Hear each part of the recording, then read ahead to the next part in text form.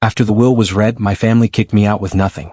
I tried using the old card my grandpa had given me, but the banker suddenly went pale and said, "Sir, you need to see this right now." What I saw left me in complete shock. My key didn't fit. My clothes were in trash bags on the curb. "You're an adult.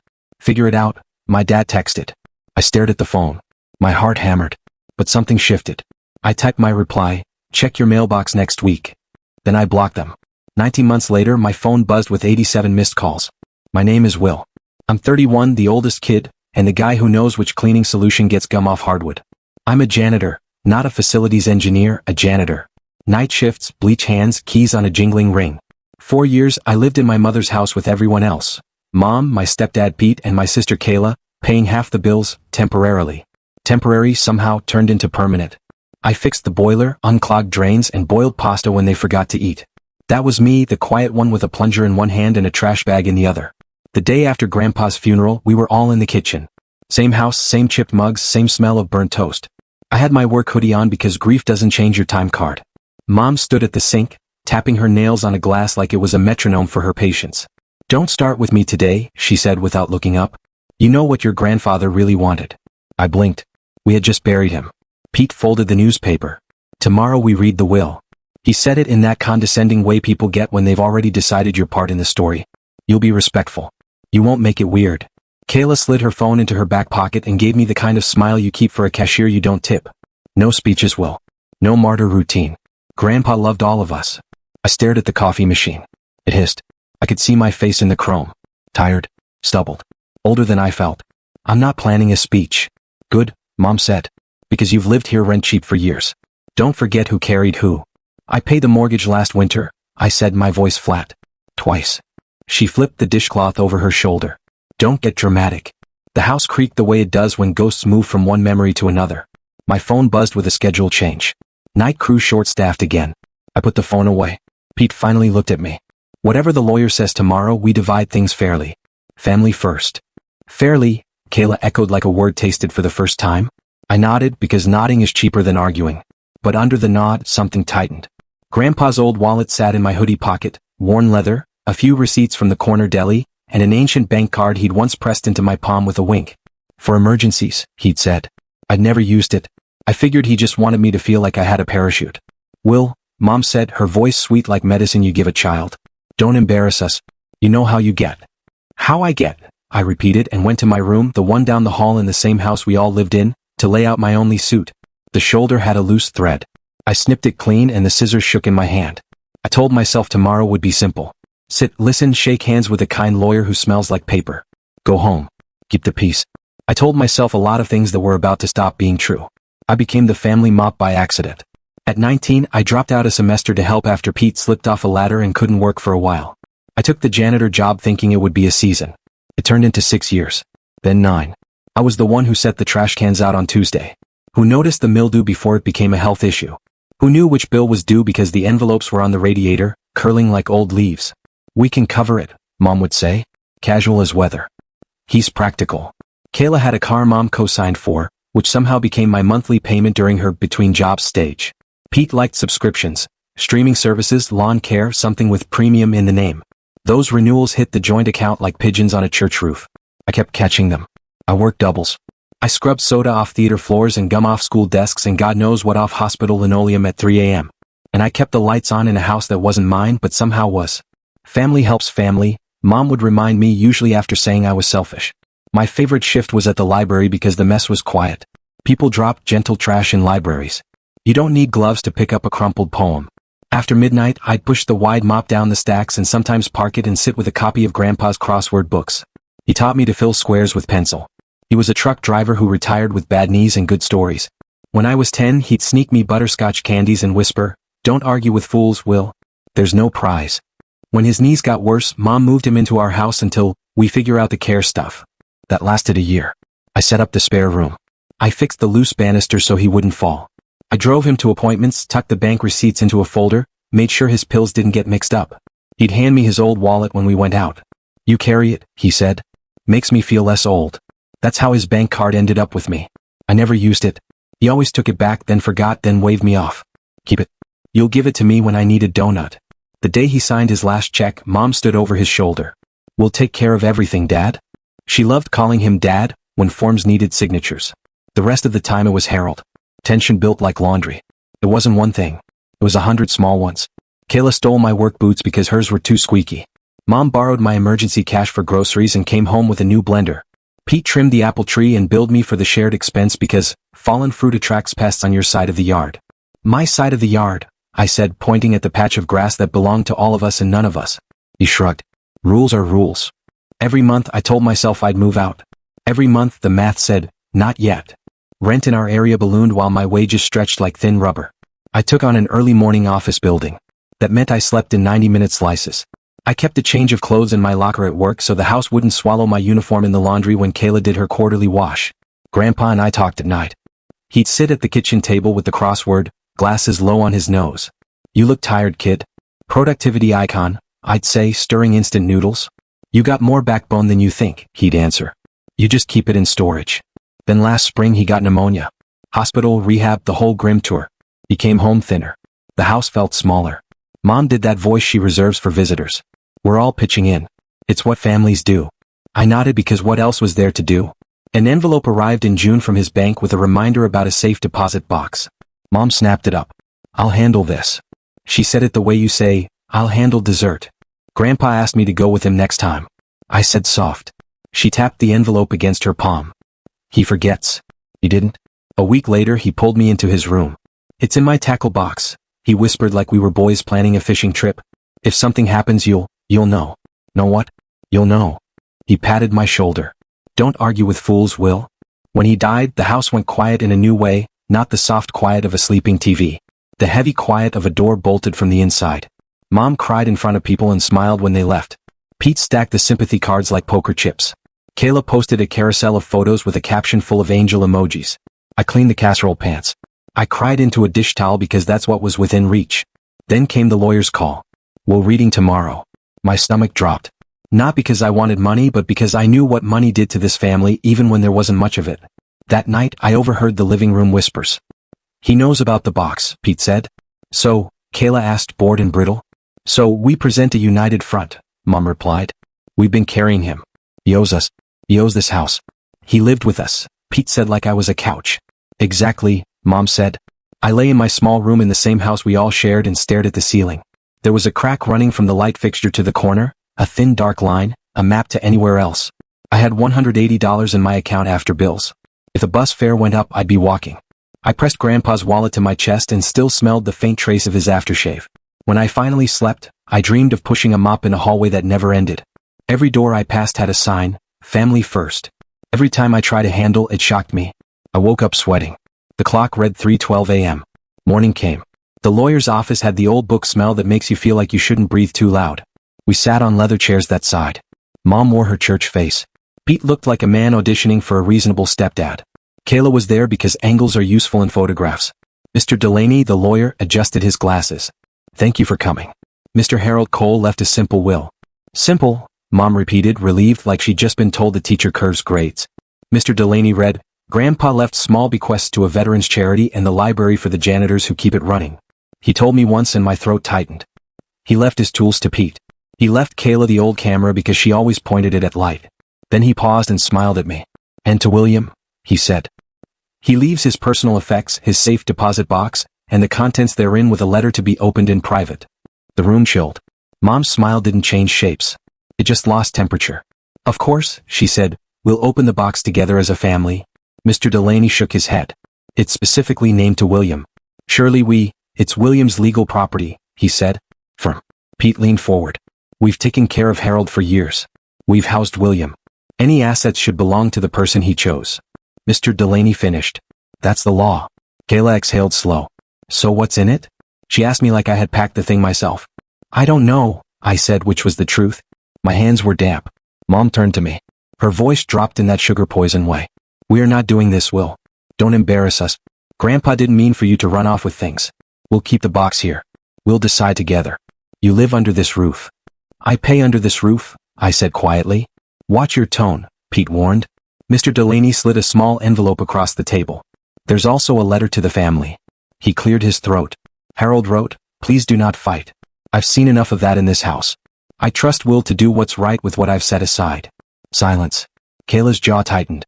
Mom's nails tapped the armrest. Tap, tap, tap. Fine, Mom said. Finally. We'll talk at home. We drove back in a cloud of words that weren't spoken. At the house, as soon as the front door closed, the volume went up. Give me the key. Mom said. I don't have it, I said, which was half true. The key was where Grandpa said. A tackle box under his bed in our house. Pete's face pinched. Don't play games. Kayla stood with her arms folded. This is ridiculous. I walked down the hall to Grandpa's room. The bed was neatly made. I'd done it that morning because grief makes you fold corners. I knelt, pulled out the metal tackle box and lifted the lid. There it was. A tiny brass key on a string and an index card with Grandpa's tidy block letters. Will, Box 317. Emergency. Don't argue with fools. When I stood, Mom was in the doorway. You're not taking that alone, she said. Grandpa said. Grandpa is gone. Something in me stood up that hadn't stood up in years. I slipped the string over my head. The key settled warm against my chest. I'm going to the bank, I said. I'll come back. We'll talk. Pete stepped aside, a wall dressed like a man. I brushed past. Kayla rolled her eyes hard enough to see her own brain. Don't make this a thing, she said. It already is, I answered. I walked out of the house we all lived in. The house I kept running with my paychecks and calluses. And for the first time in a long time I felt my own feet. I took the bus because the car was family property. The bank was cold like banks are. Polished floor, pens on strings, a printed sign about community values next to a rack of loan pamphlets. Hi, I told the teller. Safe deposit box. 317. I held up the key with fingers that trembled. She smiled professionally. One moment, sir. I'll get our manager. The manager arrived. Mid-40s, crisp shirt, the kind of polite you practice. He led me to a small room and asked for ID. I handed him my license and Grandpa's old card because it felt connected to the whole thing. He glanced at the card, then at the screen. The blood left his face. Sir, he said, voice low. Quickly look at this. He turned the monitor toward me.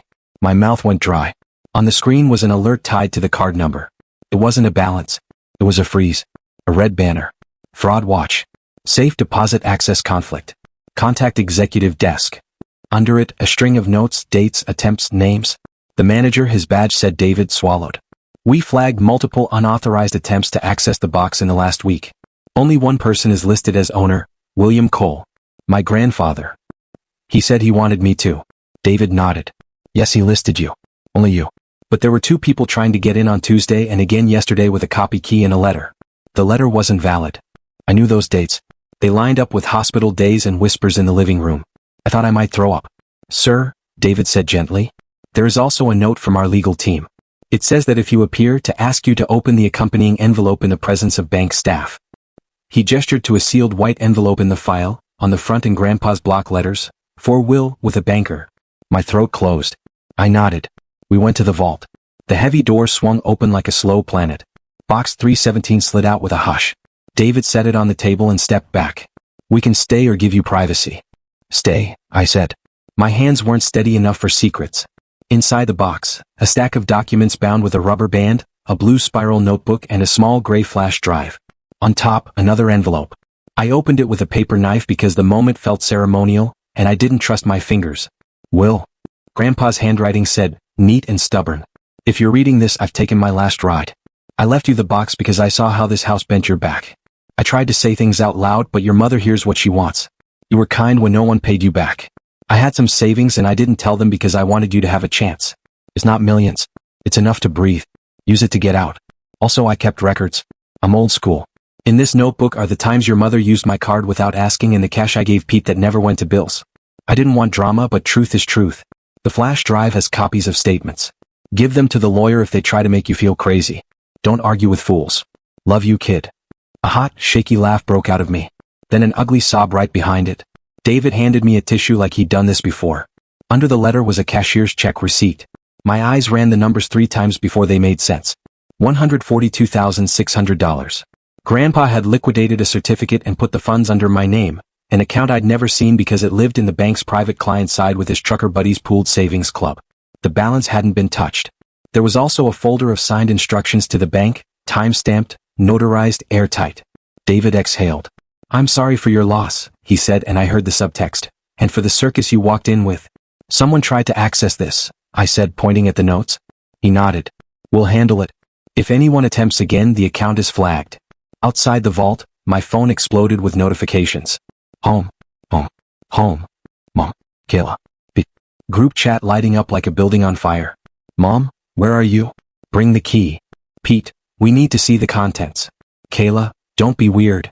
A new message popped up before I could put the phone away. Mom, if you take anything from that box without us, don't come back. You hear me? Don't come back to this house. I read it twice, 3 times. The words settled like ash. This house, the one I scrubbed, paid for, warmed in winter. I was still in my suit. My shoulders ached from years of carrying groceries and water heaters and other people's emergencies. I felt suddenly sharply awake. I typed slowly. Me understood. David watched me. Careful. Do you have somewhere safe to go? He asked.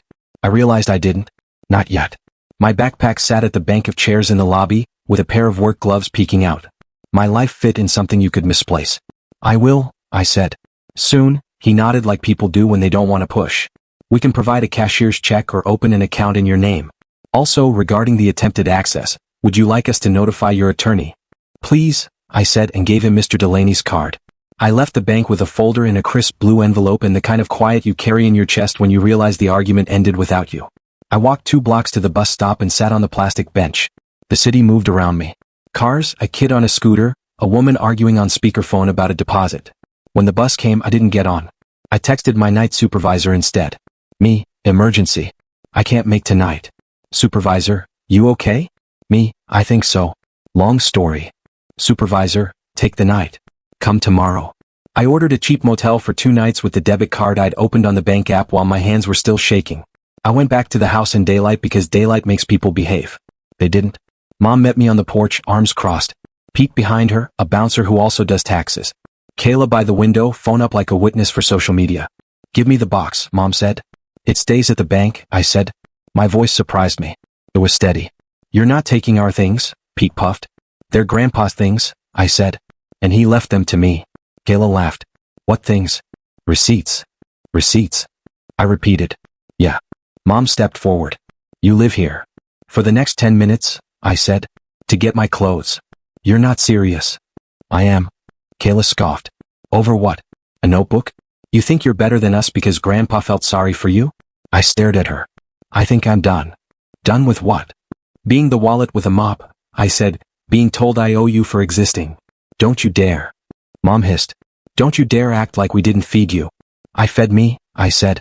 And you and the electric meter and the winter and the broken dryer and the car you co-signed. Check the bank statements or don't. I don't care anymore. Pete stepped towards me. Lower your voice. I met his eyes. No. He stopped. I walked past them. In my room, I pulled my duffel from under the bed. Jeans, hoodies, socks, the photo of Grandpa and me at the lake. Both of us squinting because we'd forgotten hats. I took the toolbox Grandpa left Pete and removed my hammer and tape measure because I'd bought those and wrote my initials on the handles. Petty? Maybe. Honest? Definitely. On my way out, Mom blocked the door. If you leave like this, she said low, don't come back. There it was again. The brick they wanted to throw and call a pillow. I shifted the duffel on my shoulder. Okay. She wasn't expecting that. Her face flickered. What do you mean? Okay. I mean I won't come back. Who's going to pay the bills? Pete blurted, and the question hung in the air like a string pulled too tight. Not me, I said. Wow, Caleb muttered. Unbelievable. I walked past them and felt the sun on my face. Honest? The key warmed against my chest. The bus stop was 3 blocks away. The duffel strap bit into my shoulder in a familiar way. I knew that pain. I'd carried it for years. This time it felt like forward motion. At the motel, I showered too hot and sat on the bed with the blue envelope. I called Mr. Delaney. He answered on the second ring. I have Grandpa's notebook, I said. And the bank flagged attempts from my family. He didn't say I figured. He said, bring it in tomorrow. We'll make copies. We'll make a plan. I slept like a person who'd been holding their breath since they were 19 and finally found the surface. It's been 6 months. I'm still a janitor, still like empty buildings at night. Now I rent a small studio with a lock that's only mine. The first evening, I ate pizza on the floor and cried when the heater kicked on. It sounded like safety. Grandpa's money gave me options, not yachts. Breath. I paid the deposit and a couple months' rent, replaced my boots, started an emergency fund, opened a savings account only I control. I still budget tight, but the bear lives in another forest now. Through Mr. Delaney, I sent letters. Stop trying to access box 317. Talk to my lawyer. No fireworks, just paper. Mom texted, you lied. And I said, I stopped agreeing. Pete sent a contribution spreadsheet. I ignored it. Caleb posted betrayal songs. I muted her. Boundaries are quiet doors that lock. A week later, David called. One more envelope. Open when your hands stop shaking. Inside, a Polaroid of Grandpa and me over a crossword. On the back, 6 letters, starts with R. What you build when you stop letting people use you. Answer, respect. I carry it in my wallet. Work is still work. Loud hospital, scared spills, machines beeping. I push them up and hum. I asked off doubles. About time, my boss said. Now I get Saturdays, see the river, cook eggs without counting bread like coins. 2 months ago I passed the old house. Long grass, ragged apple tree, overdue notice on the door. No triumph, just distance. Last week Kayla texted, I'm sorry I was cruel. I said, I hope she was okay. She sent a photo of Grandpa's camera. Started a class. People can surprise you. My boundaries aren't punishment. They're a fence around my own garden. Mom hasn't apologized. She wrote about loyalty, blood, and the house you abandoned. I didn't answer. Blood isn't a hall pass. Loyalty isn't a leash. That house was a weight. I put it down. I keep the bank folder in my desk. Not to feel rich, to feel sane. Grandpa didn't change who I am. He gave me space to be the guy who fixes things and finally shows up for himself. I still hear, Mom, don't embarrass us. My answer now, I'm not your embarrassment. I'm your mirror. Every morning I am not a wallet. I'm not a mop. I am a person. If you're where I was, one favor at a time, temporary forever. Hear Grandpa's line, stop arguing with fools.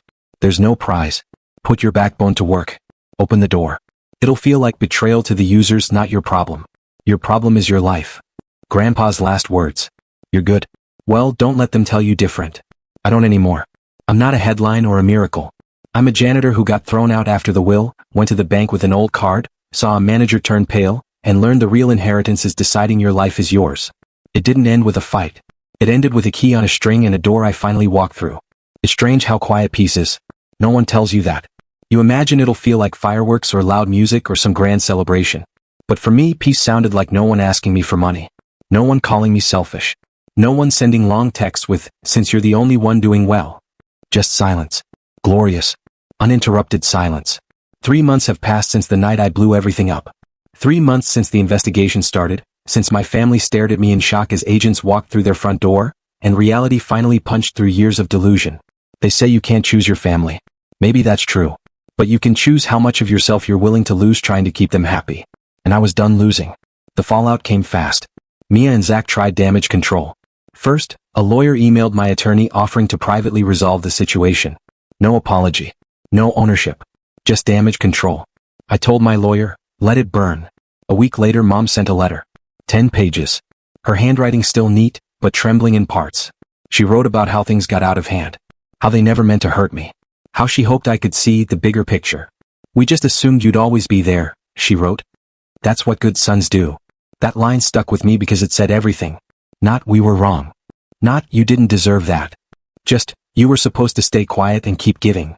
I didn't write back. I didn't call. And for the first time in my life I didn't feel guilty about it. I moved. New apartment. New state.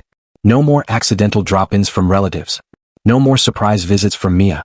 I even changed my number. My boss, noticing how focused I'd become, offered me a promotion. I took it. It's funny how much better you perform at work when you're not secretly juggling your sister's car payments and your mom's overdue utility bills behind the scenes. I sleep better now. I eat better. I breathe better. Because I'm no longer carrying 4 people on my back who refuse to say thank you. Then one morning a letter showed up. No return address. Inside, a check for $1,200 and a handwritten note. I left him. You were right. I was scared. But watching what you did, it gave me the courage to walk away too. This is for everything you paid for. LA. For the tablet. The rent. The clothes. I know Zach never thanked you. But I am. Thank you for being the example I needed. Kelly. I read it twice. Then I cried. Not out of sadness. Not out of pain. But because for the first time, someone in that family saw me. Not as a wallet. Not as a scapegoat. But as a person. People ask me sometimes, do you regret it? And the answer is simple, no. I regret waiting so long. I regret every sleepless night, every canceled vacation, every tight budget I lived under while they dined out, shopped, and posted about grateful family vibes on Instagram. I regret the way I made myself small so they could feel big. I regret all the times I stayed silent when I should have said, you're crossing a line. But do I regret standing up? Burning it down? Never. My therapist once asked me, why did it take you so long to say no? And I said, because I thought that saying no meant I didn't love them. She nodded. Saying no is how you teach people to love you back. I've never forgotten that. A few days ago, I ran into someone from high school. She said, "Hey, I saw what happened with your family. That's wild." I expected judgment or pity. But instead, she smiled and added, "Good for you. Most people never get out." I thanked her. Then I walked away feeling a little taller. Mia and Zach are still under investigation. Last I heard, Zach lost his job. Mia's bank account was frozen. Mom's trying to refinance the house, and Dad's apparently blaming outside influence for tearing the family apart. They still don't get it. I didn't tear anything apart. I just stopped pretending the pieces were still whole. Sometimes I get flashbacks of that night. The table. Mia laughing as I checked my account.